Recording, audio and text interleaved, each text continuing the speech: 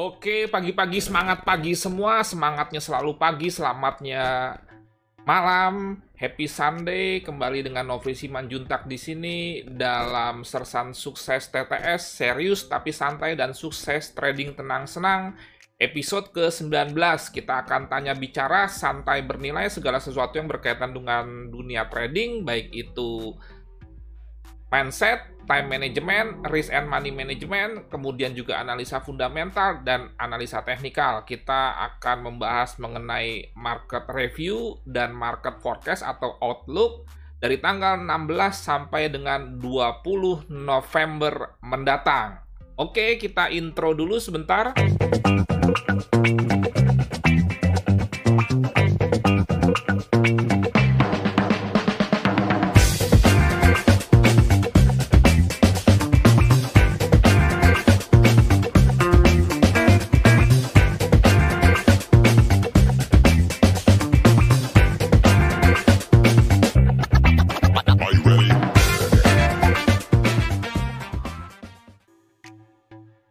Yes, kita langsung saja membahas market review dulu. Gimana kira-kira market minggu lalu? Kalau kita perhatikan berkaitan dengan news, sebetulnya minggu lalu tidak ada pergerakan yang luar biasa kecuali pada gold. Nanti kita akan bahas tuntas. Seperti biasa, market jika sudah selesai NFP atau di minggu kedua, biasanya tidak terlalu bergerak dengan fluktuatif. Tetapi sebetulnya ada harapan-harapan akan terjadi gerakan-gerakan yang cukup fluktuatif, mengingat ada banyak gubernur-gubernur bank yang bicara. Tetapi kalau kita perhatikan dalam sebuah event di mana gubernur-gubernur bank misalkan dari Eropa, kemudian juga Inggris dan Amerika bicara, itu tidak terlalu ada yang istimewa. Tidak terlalu ada hal-hal yang baru dan masih ada kaitannya yang disampaikan dengan problem utama dunia saat ini, yaitu berkaitan dengan COVID dan stimulus. Kemudian juga di dalam konferensi persnya, The Fed diwakili oleh Powell menyatakan bahwa yang namanya stimulus ini tetap dibutuhkan. Jadi sebetulnya dari sini masih sama dengan pernyataan sebelumnya bahwa The Fed mendorong adanya stimulus-stimulus agar recovery Amerika akan makin cepat. Nanti kita ada kaitannya juga dengan Senat, di mana saat ini belum ditentukan pemenangnya antara Partai Republik atau Partai Demokrat.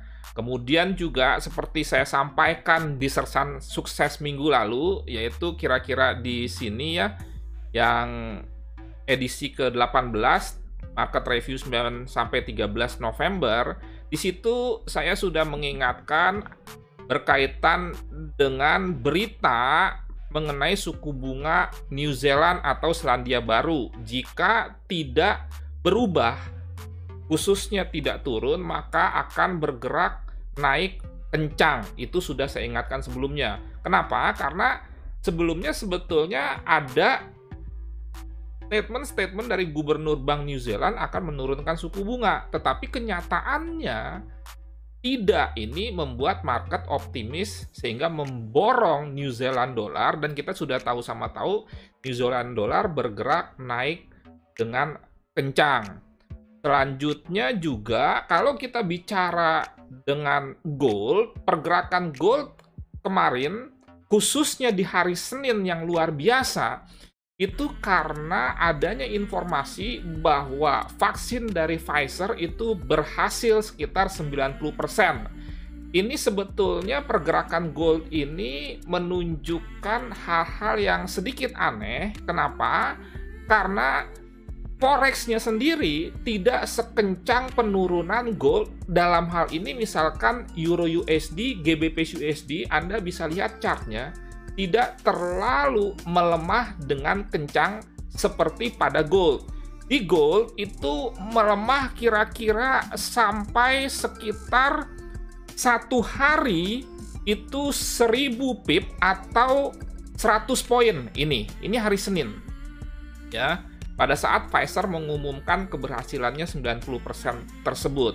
Jadi agak aneh, artinya bahwa sebetulnya ini fokus gold yang melemah dan menurut saya aksi profit taking, bukan dolar indeks yang melemah. Karena kalau dolar indeks yang melemah, Euro USD pun, GBP USD pun harusnya hari Senin mengalami penurunan yang cukup kencang. Kalau kita perhatikan, misalkan kembali ke gold, ini kan tanggal 11 ya. 9 November itu kan hari Senin. Kita lihat Euro USD hari Senin tanggal 9 ini tidak terlalu kencang penurunannya. Demikian juga dengan GBP USD. Yang kencang itu gold. Gold biasanya bergerak 20 poin atau 200 pip per hari. Nah, ini berarti kalau 100 poin atau 1000 pip bergerak 4 kali atau 3 kali lipat dari biasanya. Jadi sekali lagi, itu merupakan sebuah keanehan dan saya merasa bahwa dolar indeks masih akan melemah dalam kaitannya dengan penurunan gold.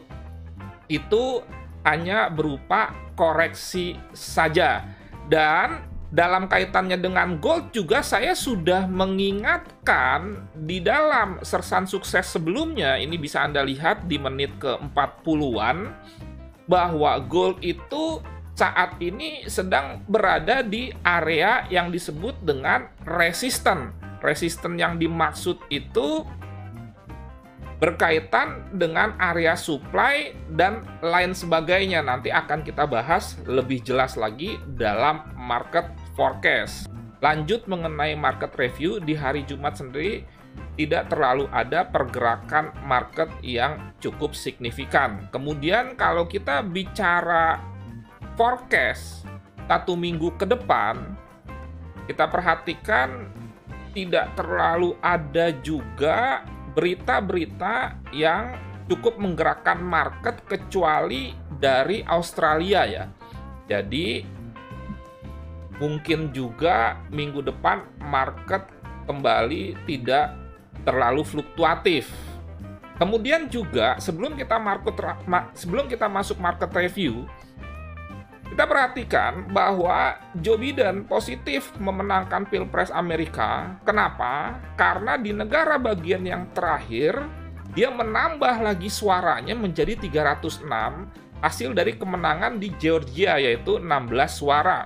Sehingga berbeda jauh dengan Trump yang memperoleh 232. Rasanya perbedaan yang demikian besar ini juga mempengaruhi tuntutan hukum yang dilakukan oleh Trump ke depannya. Mungkin kalau beda 5-10 suara sih masih signifikan untuk diterima atau diteliti ulang. Cuma karena bedanya terlalu jauh dan tidak akan merubah kemenangan Biden itu sendiri, dan besar kemungkinan Biden akan dilantik di Januari 2021. Selanjutnya juga, kalau kita perhatikan Senat ini belum final. Partai Republik memperoleh 50 kursi, kemudian Senat 48 kursi. Demokrat 48 kursi. Senat itu total 100 kursi. Jangan lupa, Senat itu seperti DPD di Indonesia. Amerika terdiri dari 50 negara bagian dan 1 negara bagian biasanya terdiri dari 2 senator. Makanya 2 kali 50, 100 kursi. Ini nanti ada hubungannya dengan stimulus-stimulus yang tadi saya bahas yang dikehendaki untuk lebih lagi oleh The Fed. Kenapa? Karena jika memang Demokrat bisa merebut 2 kursi terakhir sehingga imbang, maka kebijakan-kebijakan yang dilakukan oleh Biden ke depan akan lebih mulus dibandingkan 2 kursi ini nanti milik Partai Republik. Di House of Representatives atau DPR sendiri, jelas Partai Demokrat sudah memenangkan kursi. Kemudian juga perhatikan kemarin atau hari Senin minggu lalu, penurunan emas yang berkaitan dengan vaksin Pfizer itu lebih sifatnya adalah sentimental. Sentimental itu adalah respon investor terhadap sebuah berita. Jadi bukan fundamental. Fundamental gold sendiri masih menguat, sentimental gold yang menurun, dan itu efek dari berita. Jadi maksud saya begini, bedakan efek dari berita dengan fundamental gold secara umum. Apalagi ditambah dengan teknikal, gold masih tetap trennya bullish atau uptrend. Kemudian juga saat ini upacara-upacara keagamaan yang berkaitan dengan China dan India rasanya tidak mempengaruhi harga gold. Seperti kita ketahui, ada upacara Diwali di India. Tetapi kalau kita lihat dari mulai Jumat terakhir penutupan market minggu lalu, gold tidak terlalu bergerak dengan kencang. Artinya sekali lagi, ternyata kalau umpamanya beberapa tahun yang lalu Diwali itu mempengaruhi tren gold, maka saat ini tidak mempengaruhi.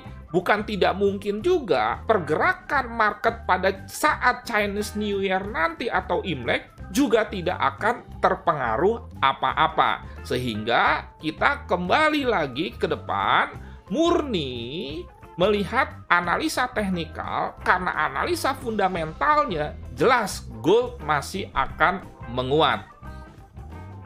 Oke, sekarang kita masuk market forecast ke depan setelah kita melihat berita-berita yang berkaitan dengan kalender ekonomi tidak terlalu signifikan, kecuali yang berkaitan dengan Australia dan data mengenai retail sales pada hari Selasa malam di Amerika. Nah ini ya, jadi tidak terlalu signifikan pergerakannya, kecuali ada berita-berita yang bukan kalender ekonomi seperti berita mengenai vaksin Pfizer tersebut. Itu lain hal. Jadi ada berita-berita yang berkaitan dengan kalender ekonomi, ada yang bukan kalender ekonomi. Keduanya ini bisa mempengaruhi market dan lebih ke arah sentimental dibanding fundamental dan teknikal. Jadi berbeda antara berita kemudian dengan analisa fundamental. Sekarang kita masuk ke forecast-nya. Tentunya kita mulai dari dolar indeks sendiri. Kalau kita perhatikan closing weekly dari dolar indeks minggu lalu itu membentuk yang disebut dengan pola candle bullish engulfing, di mana candlestick ini yang merah memakan penuh candlestick ini sebelumnya yang hijau. Selanjutnya berarti ke depan ya, pergerakan dolar indeks masih ada potensi untuk turun walaupun minggu lalu ditutup dengan candle hijau. Tetapi candle hijaunya pun ini tidak terlalu spektakuler untuk membuat dia naik. Kemudian kita turunkan ke daily. Kalau kita perhatikan closing candle dolar indeks itu masih senantiasa di bawah 5 EMA yang biasa saya gunakan, yaitu EMA 200, EMA 100, EMA 50, EMA 10, dan EMA 20. Masih konsisten di bawah ini. Jadi, selama dolar indeks misalkan di bawah EMA 10, EMA 20, itu kecenderungan bearish-nya atau downtrend-nya masih tetap kuat. Kemudian juga kalau kita turunkan di H4, penutupan minggu lalu itu diakhiri dengan 2 candle merah seperti ini. Dan jangan lupa bahwa baru hari Minggu ini lebih positif lagi kemenangan dari Biden. Sehingga bukan hal yang tidak mungkin nanti Senin, Selasa, market akan bergerak turun yang berkaitan dengan dolar indeks. Karena memang secara teknikal mendukung untuk turun, secara fundamental dan berkaitan dengan Biden tadi yang positif menang cukup jauh dari Trump. Sekarang kita masuk ke gold dulu langsung. Setelah kita memprediksi bahwa dolar indeks 1 minggu ke depan akan turun. Sehingga dalam kaitan itu berpotensi membuat gold, euro USD, GBP USD, AUD USD, NZD USD menguat, walaupun gold, Australian dollar, New Zealand dollar tidak terkait langsung dengan DXY atau dolar indeks. Dan selanjutnya USD CHF, USD JPY, kemudian juga USD CAD berpotensi untuk turun.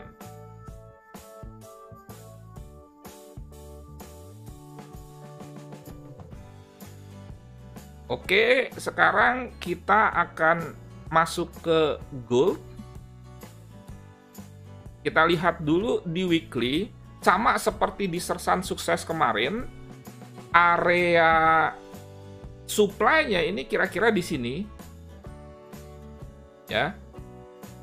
Closing candle minggu lalu itu membentuk bullish engulfing dan saat 2 minggu lalu maksudnya, dan minggu lalu ini candlenya merah, tetapi sekali lagi juga tidak menunjukkan bahwa secara langsung gold akan turun kencang. Kenapa?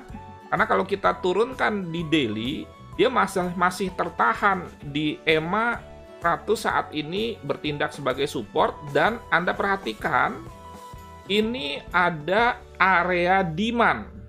Nah ini, area demand ini dibentuk dari bullish engulfing-nya ini. Jadi ada potensi bahwa gold akan meneruskan trennya menjadi bullish. Ini juga didukung dengan DXY atau dolar indeks tadi. Kira-kira gold kalau naik itu akan kemana? Setelah kita perkirakan minggu depan akan naik. Target pertama untuk dia naik itu tentunya kalau kita perhatikan penarikan Fibonacci dari wave ini ke sini, dan ini pernah terjadi koreksi tertahan di 50%, di samping ini juga merupakan sebuah area supply, maka pergerakan gold awalnya pasti akan menguji ini dulu jika memang dia akan kembali naik. Nah ini, 38,2 dari Fibonacci ini ke sini. Dan selanjutnya 38,2 ini juga merupakan resisten dari trendline ini yang sebetulnya sebelumnya adalah support. Jadi ini SBR, support become resistant.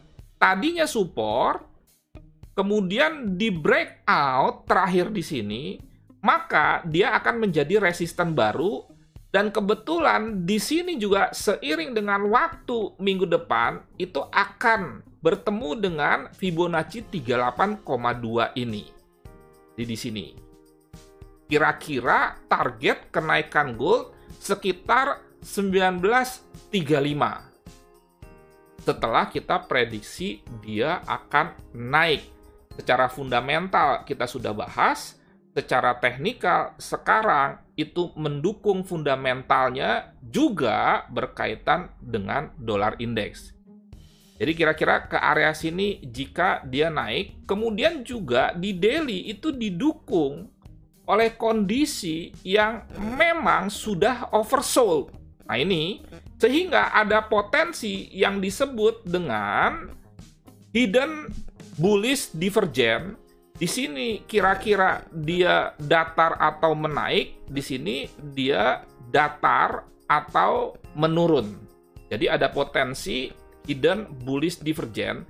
Tinggal nanti kita akan lihat di H4-nya sendiri, jika ada pola-pola pembalikan tren, misalkan bullish pin bar atau bullish engulfing di H4, Anda bisa entry. Entry apa? Entry buy. Tetapi ada kemungkinan juga dia turun sedikit, baru akhirnya akan menjadi naik. Ingat prinsip follow the trend by bidding. Jadi, bolehlah sekarang untuk buy, tetapi menawar sedikit, cari support-support yang kuat di time frame yang lebih kecil, misalkan H4, H1, dan cari bisa pola chart, bisa pola candle, pembalikan tren atau reversal. Out USD, trennya adalah masih naik. Ingat, pengumuman suku bunga yang menurun tidak melemahkan out USD. Sebelumnya saya sudah bahas karena ada semacam statement dari gubernur banknya yang menjamin tidak akan suku bunganya minus. Itu dimaknai oleh market secara positif dengan masuk buy out, di mana out dan NZD ini merupakan sebuah risk on. Risk on maksudnya bahwa market akan mengambil resiko atau berani mengambil resiko yang lebih. Kalau risk off, biasanya safe haven seperti misalkan USD itu sendiri, CHF atau Swiss franc, dan yen. Nah, jadi kembali lagi, out USD menurut saya masih ada potensi di minggu depan untuk naik. Kenaikannya kira-kira yang terdekat di sini, mengingat ini akan membentuk pola yang disebut double top atau triple top jika dikaitkan dengan ini. Dan kenaikan ini didukung oleh closing candle yang masih konsisten di atas semua EMA. Nah ini. Jadi tinggal Anda mencari di H4, H1 sekali lagi, kalau terjadi semacam koreksi dan jika terjadi pembalikan tren pola chart dan pola candle dari bearish menjadi bullish, entry buy dengan target seperti yang tadi saya sampaikan. Oke, kita break dulu sebentar.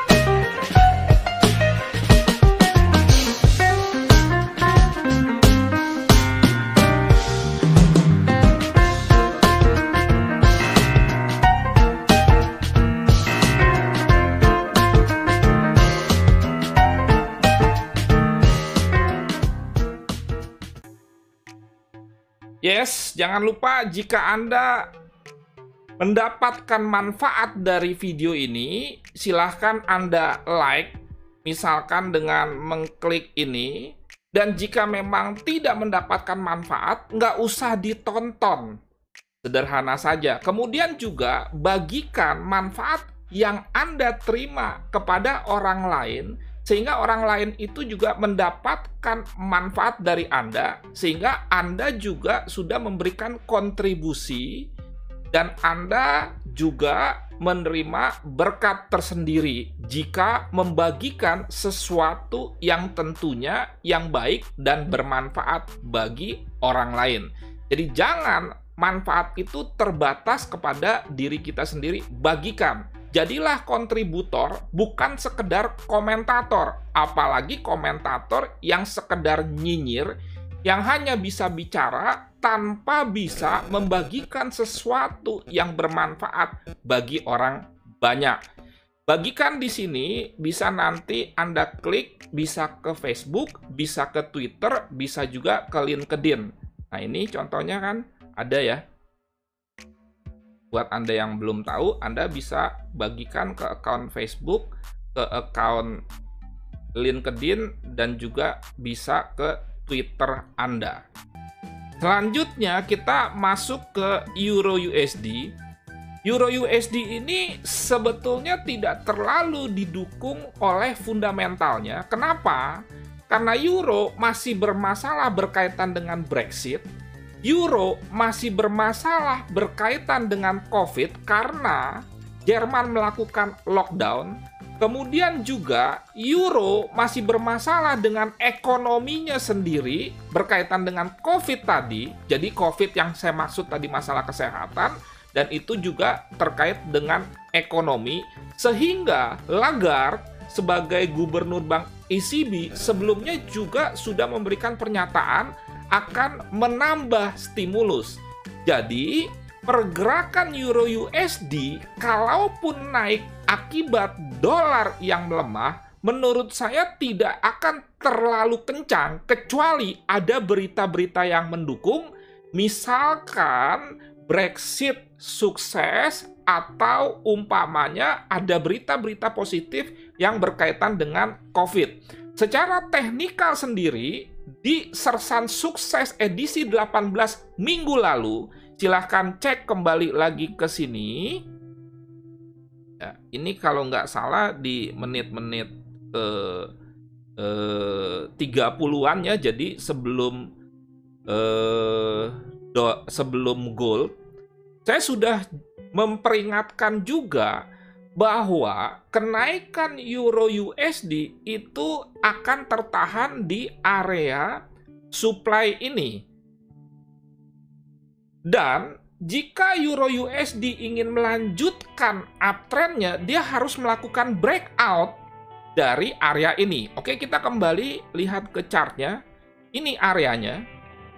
Jadi, untuk Euro USD naik lebih kencang, dia harus membreakout closing candle ada di atas ini. Nah ini. Oke. Selama dia tidak berhasil membentuk new high yang baru yang di atas ini, dan new high-nya itu closing candle-nya juga menembus area ini, maka pergerakan Euro USD tidak akan terlalu signifikan untuk naik, tetapi juga malah berpotensi untuk turun kembali. Turun kembalinya terbatas, maksimal kira-kira sampai area ini sebagai area support yang terdiri dari demand, kemudian juga history low sebelumnya, sehingga kalau turun ke sini berpotensi membentuk pola yang disebut dengan triple bottom. Kalau dia misalkan ke sini, ini kembali double bottom, bahkan mungkin triple bottom, bahkan mungkin fourth bottom, atau bisa juga ini yang disebut dengan head and shoulder. Jadi gimana kira-kira pergerakan Euro USD seminggu ke depan? Masih naik, kira-kira terbatas ke sini, kecuali dia breakout area resisten ini. Oke, lanjut GBP USD. GBP USD ini mirip dengan Euro USD, di mana secara teknikal trennya itu adalah uptrend. Tetapi ini ada potensi untuk head and shoulder, di mana ini kepala, ini bahu kiri, ini bahu kanan. Sehingga untuk dia bisa melanjutkan uptrendnya, dia harus membentuk new high di atas ini, dan selanjutnya juga di atas ini. Jadi ini bisa kita tandai dengan sebuah area kira-kira seperti ini. Nah, makanya tidak aneh jika dia naik nanti terbatas ke sini. Kecuali seperti juga Euro USD, dia melakukan breakout area ini. Kalau misalkan kita perkecil lagi tampilannya, nah ini juga merupakan sebuah area resisten sebelumnya. Nah ini, jadi ini, jadi hati-hati jika Anda melakukan aksi buy, profit taking kira-kira di sini. Kemudian wait, tunggu. Hati-hati juga kalau mau nge-sell, karena bisa saja ada perbaikan dalam perundingan Brexit, ini akan di breakout membentuk high yang baru dan melanjutkan tren naik. Jadi kira-kira minggu depan gimana? Masih ada potensi menurut saya kenaikan GBP USD kira-kira sampai ke area sini.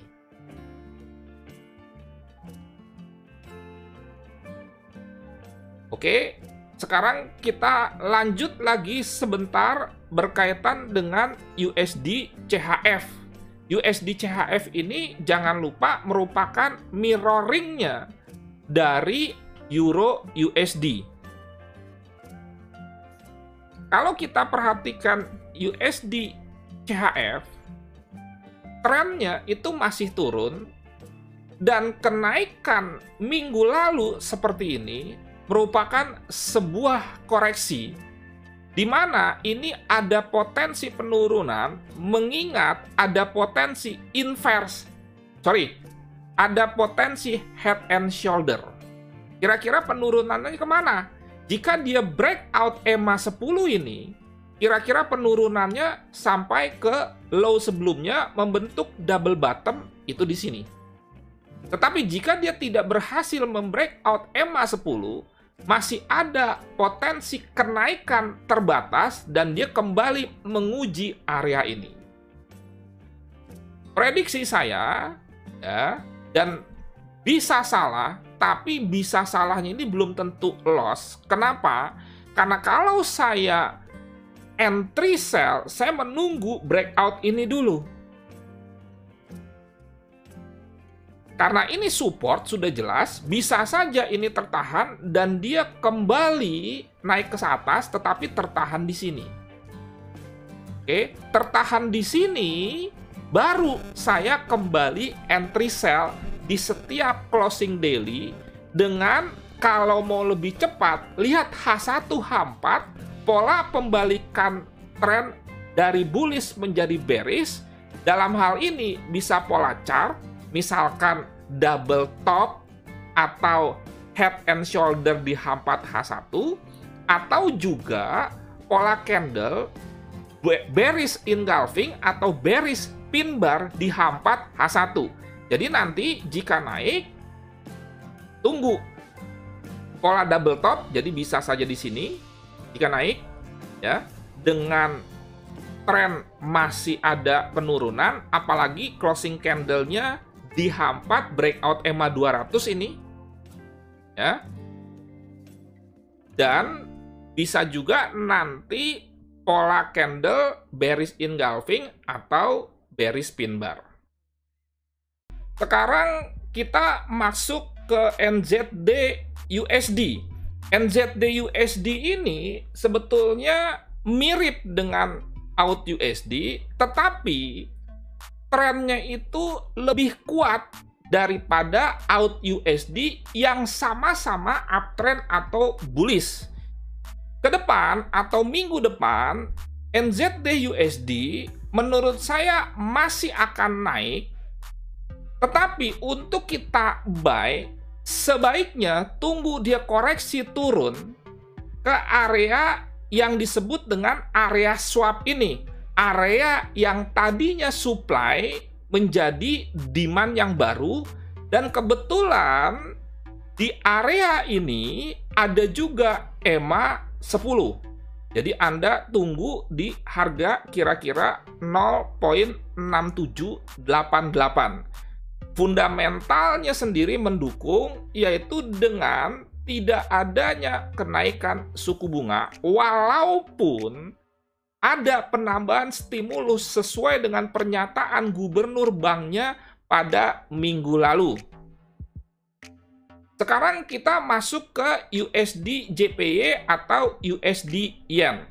USD Yen jelas trennya adalah bearish atau downtrend, di mana potensi penurunannya masih bisa ke 104.20 ke sini untuk minggu depan. Dan pada saat dia turun ke sini, ada potensi terjadi kenaikan dan itu sifatnya koreksi. Kenapa? Karena ini masuk area support, di mana di sini ada area demand, kemudian juga di sini berpotensi membentuk pola inverse head and shoulder. Jadi kebalikan dari head and shoulder itu sendiri. Dan kalau dia misalkan tertahan di sini sehingga bounce naik sifatnya koreksi, maka terjadilah yang disebut dengan inverse head and shoulder itu sendiri. Sekali lagi, jadilah manusia hebat, manusia yang bermanfaat dan menjadi berkat. Kemudian juga senantiasa kita selalu tough, TAFT, tangguh, antusias, fokus, dan terstruktur. Tetap lakukan trading yang aman, nyaman, dan profit sampai tujuan atau trading tenang-senang. Terima kasih atas perhatian Anda. Terima kasih karena Anda sudah mensubscribe saya. Saat ini 29.000, sehingga ada potensi ke 30.000 ke resisten berikutnya. Mudah-mudahan bisa jadi 50.000. Yang jelas, saya akan konsisten untuk membagikan sesuatu yang benar, bukan sekedar enak didengar. Kemudian yang kedua, detail. Karena apa yang saya sampaikan ini detail, mungkin tidak semua orang berminat. Tetapi, kalau Anda ingin benar-benar belajar serius trading, maka Anda harus mempelajarinya dengan detail, dan jangan tanggung-tanggung. Itu kalau Anda mau sukses. Oke, sekian. Terima kasih. Selamat malam. Nofri Simanjuntak.